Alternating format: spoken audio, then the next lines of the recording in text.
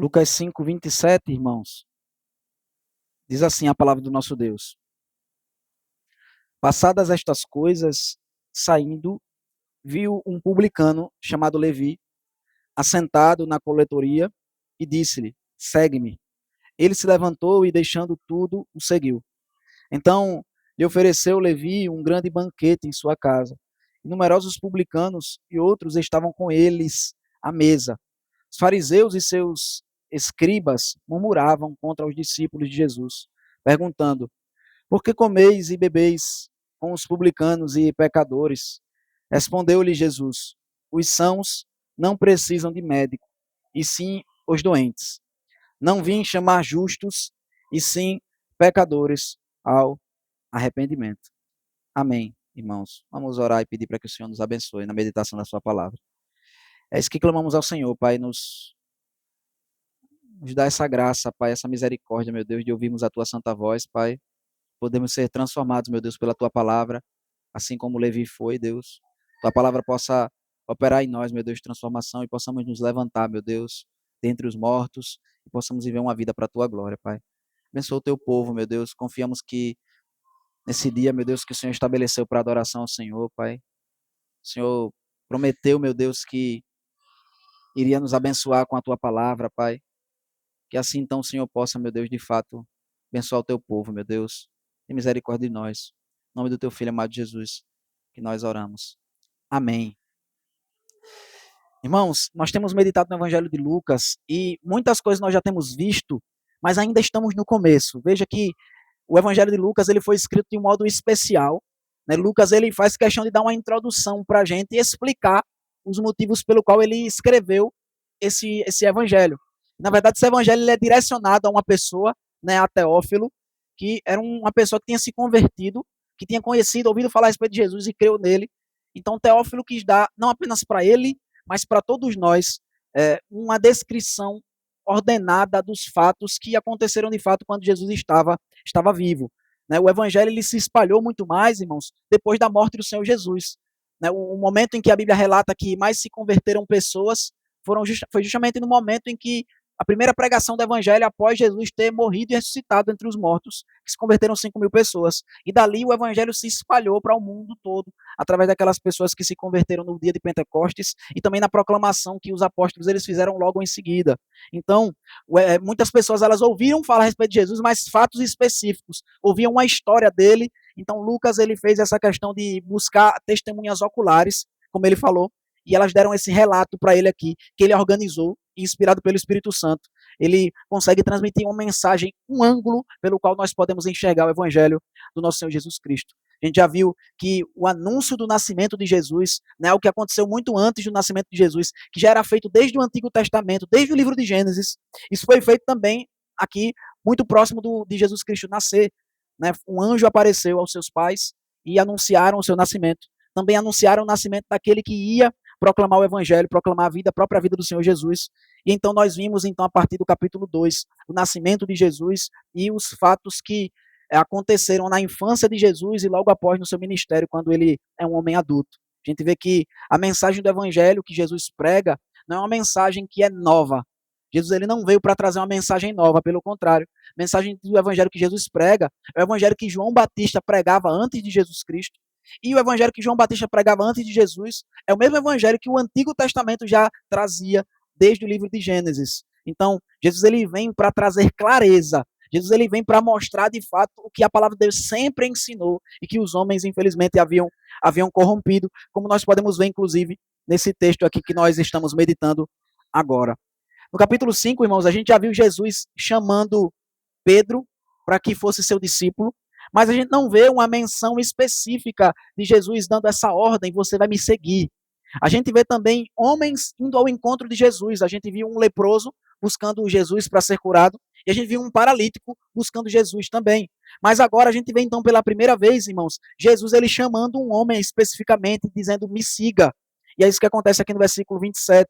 A gente vê que depois disso, então, depois desses eventos em que Jesus ele se encontrou pela primeira vez com os fariseus, passadas estas coisas, saindo, viu um publicano chamado Levi, assentado na coletoria, e disse-lhe, segue-me.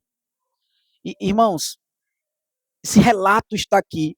E se os irmãos puderem observar, esse relato também foi registrado por Mateus e por Marcos. E, na verdade, esse nome Levi, a gente vai ver lá no Evangelho de Mateus, que Mateus ele vai dizer, sou eu. Né? Ele vai dizer que Levi era outro nome que ele possuía. A gente não sabe se o nome dele foi mudado depois que ele se converteu, ou se ele tinha um nome composto, como era comum também na época. A gente sabe que Lucas e Marcos chamam ele de Levi, mas ele se chama pelo seu próprio nome mais conhecido, Mateus. Só que é interessante, irmãos, porque Lucas ele usa esse nome Levi, porque a palavra Levi significa unido, significa agarrado. Se a gente for parar para pensar, né, Levi foi o terceiro filho que Lia deu a Jacó. E aí ela deu esse nome para ele porque Jacó ele amava mais a sua outra esposa do que Lia. E ela então, quando teve esse filho, ela disse bem assim, ela disse, esse é meu terceiro filho que eu estou dando para o meu marido, então agora, finalmente, ele vai se apegar a mim. E por isso que ela chamou ele de Levi, porque significava justamente isso, um se apegar. E veja então que Levi, irmãos, é a melhor pessoa que Deus colocou aqui no Evangelho para especificar o chamado dele, como deve ser o chamado de todos os pecadores. Veja, até esse nome dele específico, registrado aqui na palavra de Deus, reflete quem nós somos. Porque veja, quem é esse Levi, irmãos? Quem é esse homem? A Bíblia fala que ele era um publicano. O que é um publicano, irmãos? Publicano é aquele mais conhecido como cobrador de impostos, como o homem aí da Receita Federal, se fosse nos tempos modernos. Esse era responsável por arrecadar os impostos, sendo que os impostos naquela época eram arrecadados de uma forma muito mais perversa até do que é hoje. Como é que os impostos eram arrecadados naquela época?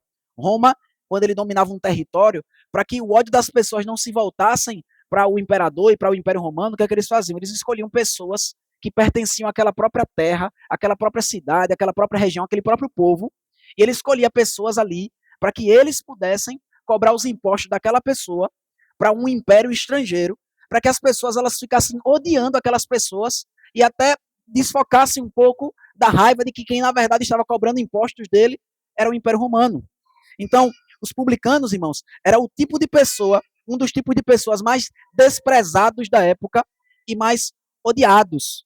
A gente for parar para pensar, o texto passado falou a respeito de um paralítico, que era um tipo de pessoa que, de fato, já era escanteado pela sociedade, pela deficiência dela, ela não poderia produzir, principalmente naquela época, a maioria dos trabalhos eram manuais, então, quando uma pessoa ela não podia exercer um trabalho manual, quando um homem não podia fazer isso, então ele era completamente desprezado pela sociedade. E aí Jesus foi e curou aquele homem e disse para aquele homem que ele estava perdoado dos seus pecados. Mas agora, Jesus ele vem tratar com uma pessoa que é mais rejeitada ainda pela sociedade do que alguém que tem alguma deficiência, algum problema físico, porque ele era um publicano. Os publicanos, irmãos, eles não podiam nem testemunhar nos tribunais dos judeus, tamanho ódio que eles tinham contra essas pessoas. E o que acontecia, irmãos? Os publicanos, eles não apenas cobravam os impostos que eram devidos a Roma, mas eles recebiam autorização para cobrar o quanto que eles quisessem das pessoas. E se alguém fosse reclamar disso, o Império Romano ia dar razão a esses publicanos. Então, um publicano, irmãos, um cobrador de impostos naquela época, ele ficava rico muito rápido, porque ele tinha todo o apoio do Império Romano, dos soldados ali que existiam naquela província, que iam defender ele se qualquer coisa acontecesse, se alguém quisesse atacá-lo porque ele estava roubando. Então era um emprego de fato desprezível, irmãos. As pessoas desprezavam muito eles porque eles eram de fato ladrões. A maioria deles, de fato, recebiam muito mais do que aquilo que eles deveriam receber. A gente vê que, inclusive, publicanos, eles foram até João Batista e eles perguntaram, o que é que nós devemos fazer? Eles se convertiam e eles diziam, o que é que nós devemos fazer? E João Batista dizia para eles, não cobrem mais do que o estipulado. Ou seja, vocês estejam satisfeitos com a quantidade, com o salário que vocês devem ter de fato, e não com vocês podendo tomar das pessoas o quanto que vocês quiserem. E a gente vê então que esse homem, odiado, desprezado pela sociedade, uma representação, irmãos, de um homem pecador. Veja, porque todos nós somos pecadores. Mas existem pessoas que claramente qualquer pessoa vai reconhecer na sociedade que ela é uma pessoa ruim. Né? Uma pessoa que causa um mal perverso na sociedade, vai ser unânime que todo mundo vai dizer que aquela pessoa é uma pessoa ruim, uma pessoa perversa. E Deus usa exatamente um homem como esse, um homem que é unanimidade. Todos vão dizer, é perverso, é ladrão. Não é aquela pessoa que divide a sociedade, umas vão concordar com ela, outras vão discordar dela. Não. Pelo contrário, um homem que todo mundo unanimemente ia dizer, esse aí é um miserável, esse aí é um desgraçado, esse aí é um pecador, esse aí é um ladrão. E ele, a Bíblia fala, né, usa o nome dele aqui para mostrar que ele estava apegado àquelas suas coisas. Porque esse termo que é usado aqui também, irmãos, dizendo assentado na coletoria, não é simplesmente uma pessoa que está ali sentada de modo passivo. Mas esse verbo, a forma que ele é usado aqui no grego, indica que a pessoa está de modo ativo ali. Ou seja, Levi, que significa apegado, ele estava ativamente ali na coletoria. E o que acontece então, irmãos, com esse homem? Jesus olha para ele. A Bíblia diz que Jesus viu um publicano. E essa palavra ver aqui não significa também apenas passar a vista. Jesus estava passando e viu. Significa você olhar de modo, você focar naquela pessoa. Você olhar de um modo intenso para ela. E foi isso que Jesus fez com esse homem. E Jesus apenas falou uma frase para ele, apenas 2 palavras, né? Apenas disse, segue-me. Então, esse homem, a Bíblia fala que ele se levantou e deixando tudo, o seguiu. É muito interessante, irmãos, a forma que é desenvolvido aqui esse texto, porque é um texto curto, mas com muita informação e muito profundo, porque se a gente parar para pensar, é diferente dos encontros que Jesus teve com as outras pessoas. Jesus ele já havia chamado um de seus discípulos antes, né? Levi, Mateus, ele vai se tornar um dos 12 discípulos de Jesus, mas Jesus já havia chamado alguns dos seus discípulos antes. Né? A gente tem um texto aqui registrado claramente como foi o encontro de Jesus com Pedro. E aí a Bíblia nos diz que Jesus ele se encontrou com Pedro em vários momentos antes de chamar Pedro para ser de fato o seu discípulo. Pedro ele foi conhecendo várias coisas em Jesus, foi se impressionando cada vez mais com Jesus, para que ele pudesse tomar essa decisão de fato seguir a Cristo. Primeiro, a Bíblia fala que ele viu Jesus lá sendo batizado por João Batista. A gente também vê que depois ele se encontrou com Jesus, ele foi atrás para saber quem era Jesus, onde Jesus morava. A gente vê que também Jesus ele foi até a casa de Pedro e curou a sua sogra, mas nem isso foi suficiente para que Pedro se tornasse um discípulo de Jesus. A gente viu no começo do capítulo 5 que Jesus ele teve que operar um milagre profundo ali, Pedro teve que ver Jesus fazendo os peixes aparecerem ali no mar, para que ele pudesse seguir a Cristo. Mas com Levi, irmãos, com Mateus, foi algo muito diferente.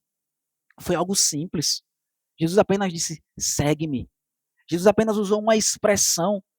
E a Bíblia diz que isso foi suficiente. Ele se levantou, deixando tudo, o seguiu. Por quê, irmãos?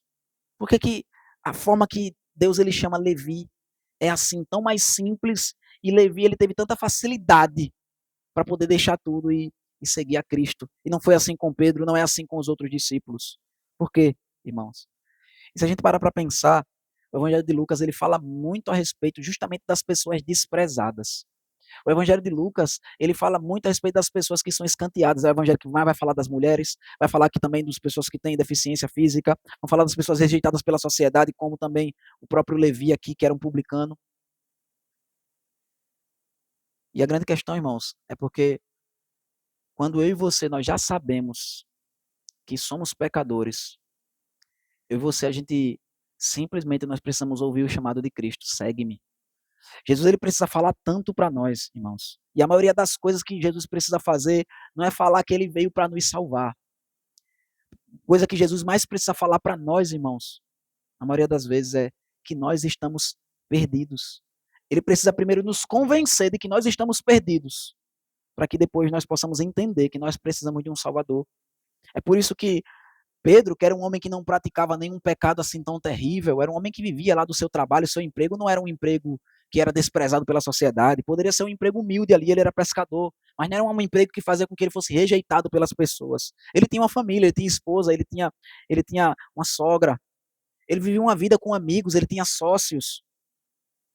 Não era uma vida que alguém diria, é uma pessoa que está completamente perdida e necessita desesperadamente de Cristo. Esse é o nosso engano, irmãos. A gente pensa que apenas as pessoas que visualmente estão perdidas, elas estão verdadeiramente perdidas, ou elas estão mais perdidas do que outras. Veja assim, nós estamos fora de Cristo, nós estamos completamente perdidos.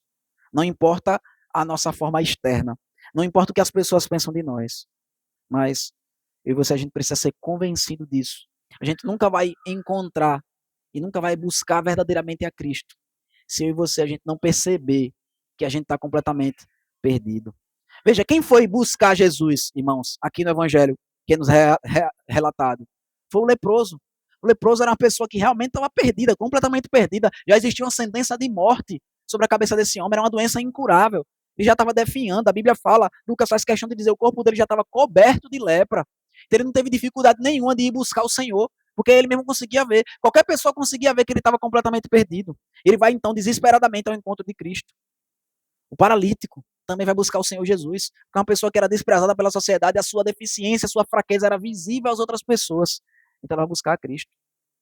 O publicano, Jesus vai chamá-lo, e apenas com uma expressão, ele diz, segue-me. E a Bíblia diz então que ele se levantou. Irmãos, é interessante essa expressão se levantar, porque essa expressão também é usada às vezes na Bíblia para falar a respeito de ressurreição. Quando a pessoa ressuscitou dentre os mortos, vai dizer que ela se levantou dentre os mortos. Veja que Levi, que significa apegado, representou o tempo todo na história da Bíblia pessoas que estavam apegadas a Deus, porque Levi era aquela tribo das pessoas que elas serviam a Deus no templo. Foi a tribo que foi separada por Deus para servir a Deus de modo mais específico no templo. Eram as pessoas que elas eram responsáveis em boa parte pelo ensino da palavra de Deus, em alguns casos em compor salmos para serem cantados, em tocar os instrumentos musicais no momento do culto e da adoração, auxiliar o sacerdote nos sacrifícios. Eram pessoas cuja vida estava apegada a Deus. Mas Levi aqui representa o que de fato, a que de fato nós estamos apegados, irmãos. Nós estamos apegados ao pecado.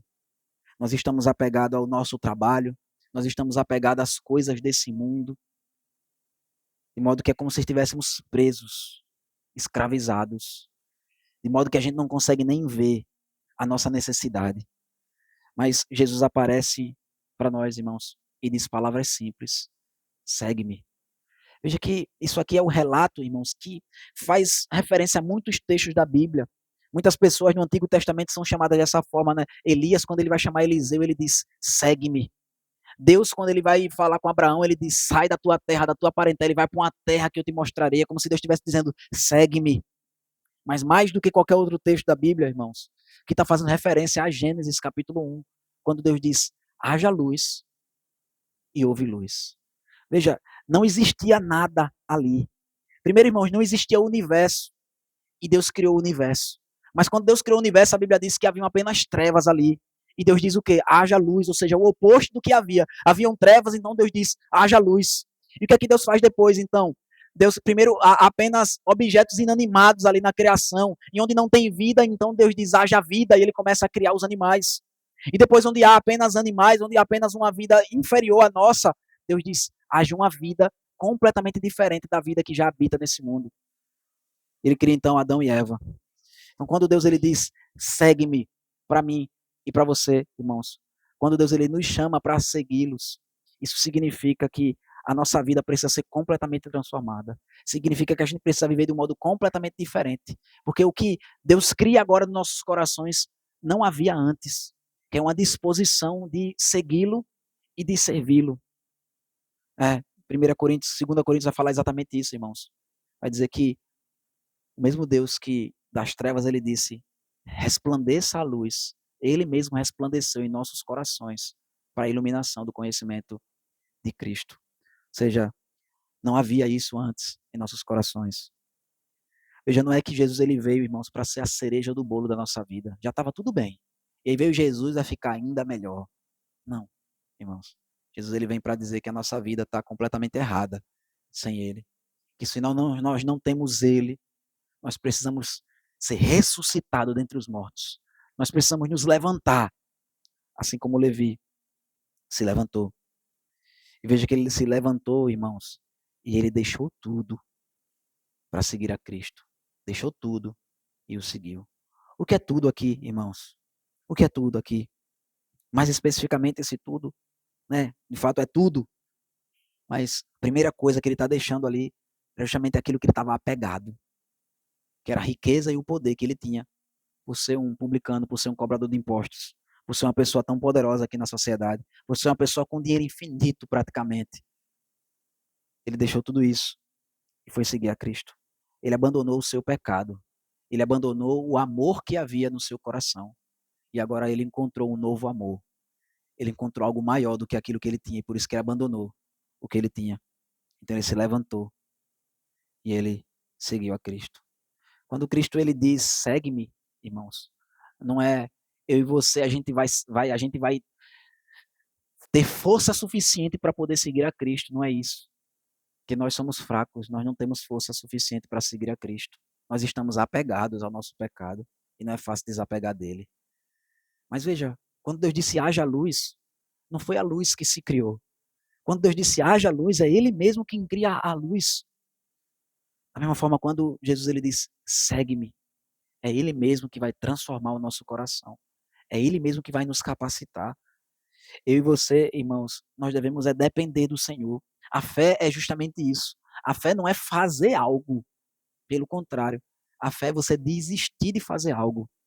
Fé é você dizer agora, eu vou confiar nele. Eu sou incapaz de fazer. Nada que eu possa fazer vai mudar a minha vida. Nada que eu possa fazer vai me salvar.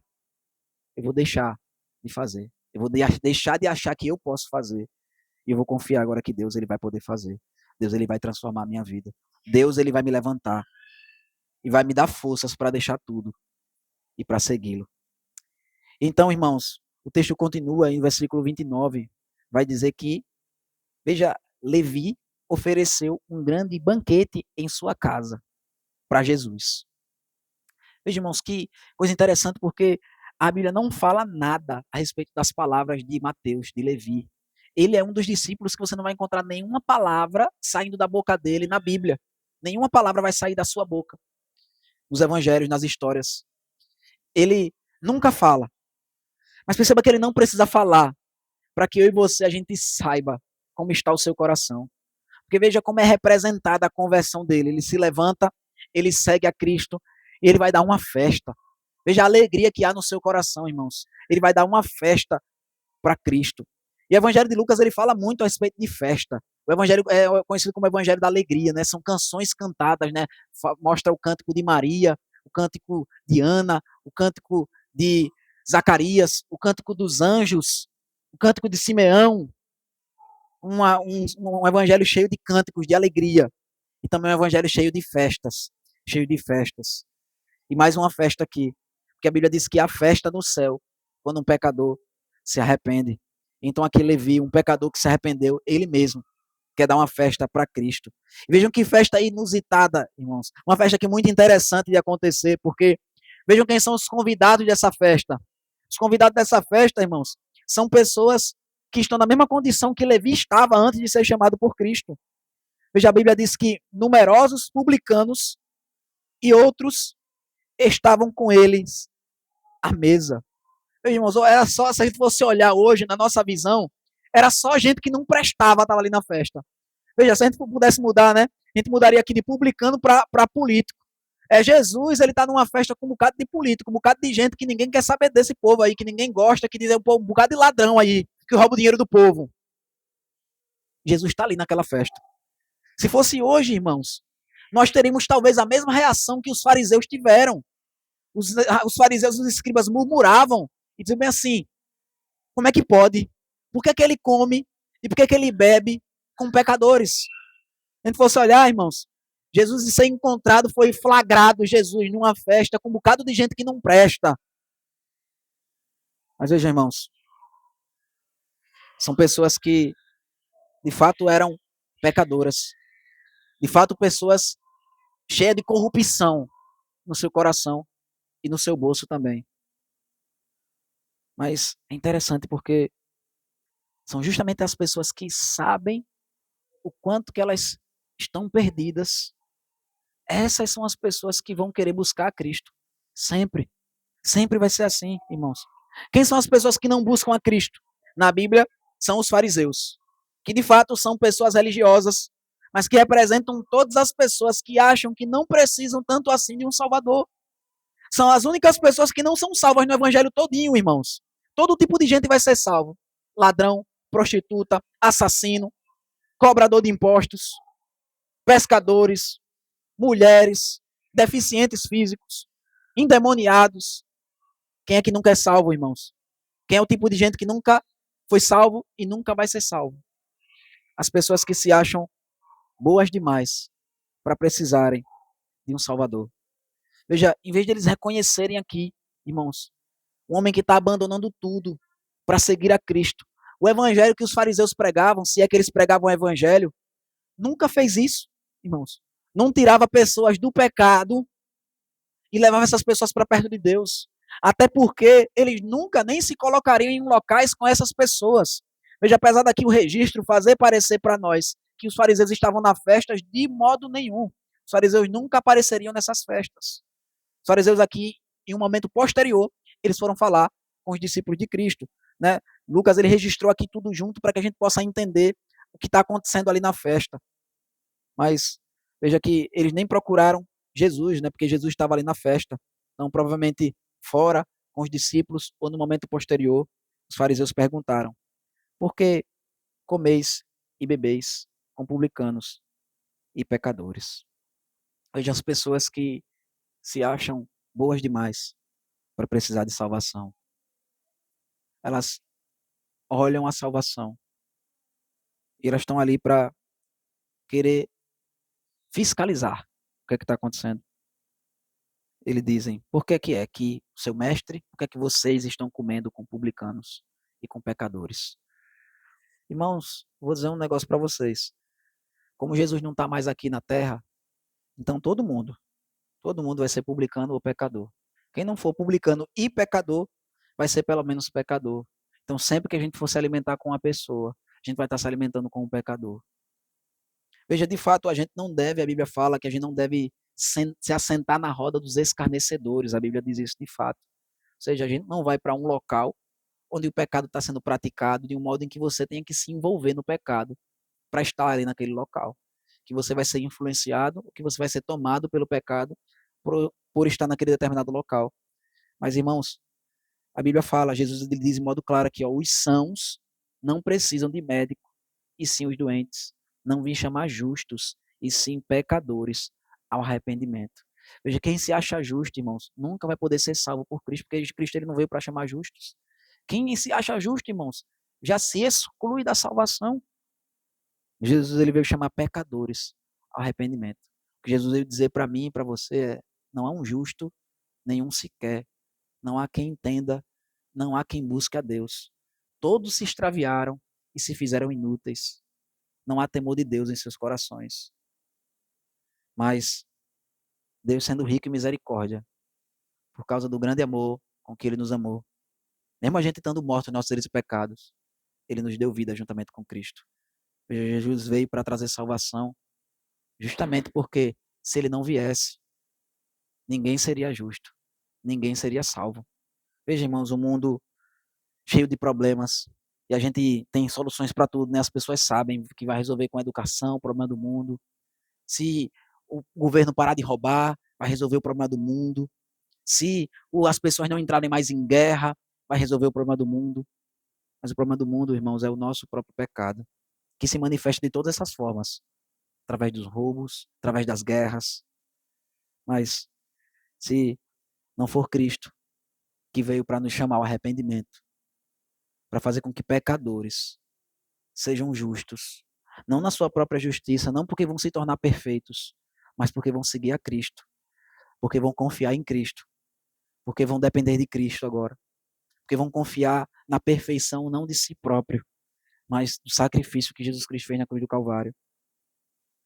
Sim, então, serão justos e vão buscar viver uma vida santa agora, porque não querem mais viver a vida que viviam antes. Eles foram levantados, eles foram ressuscitados dentre os mortos. Eles agora não vão estar mais assentados na coletoria. Eles não vão mais estar apegados aos seus pecados. Eles podem até ser encontrados com pessoas que estão distantes de Deus, mas porque eles querem levar essas pessoas para cada vez mais perto do Senhor. É assim, irmãos, que deve ser a vida do cristão. Nós somos chamados para abandonar o que temos para poder seguir a Cristo. Mas em seguida nós voltamos a esse mundo para viver para a glória de Cristo em meio às pessoas que precisam conhecer a Cristo. Amém, irmãos? Que Deus nos abençoe.